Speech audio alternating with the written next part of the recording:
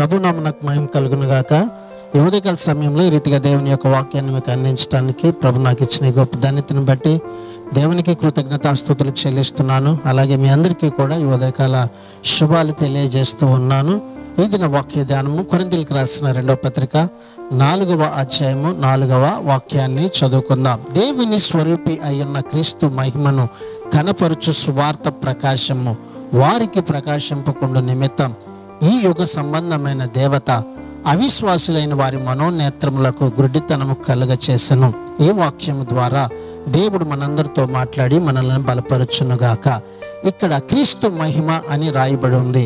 సువార్త దేవుని మహిమను, ఆయన అభిషక్తుడైన క్రీస్తు మహిమను వెల్లడి చేసింది. క్రీస్తు దేవుని యొక్క స్వరూపము. అదృశ్యుడైనటువంటి దేవుడు ఎలాంటి వాడో కంటికి కనిపించే రూపమే ప్రభు అయినటువంటి యేసుక్రీస్తు.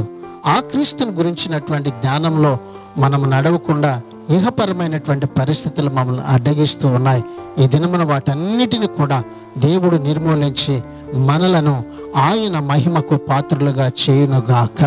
మరొకసారి దేవుడు ఈ వాక్యం ద్వారా మీ అందరినీ దీవించి ఆశీర్వదించి తన నిత్య మహిమ కొరకు సిద్ధపరచునుగాక. God bless you. దేవుడు మరొకసారి మిమ్మల్ని దీవించి ఆశీర్వదించునుగాక.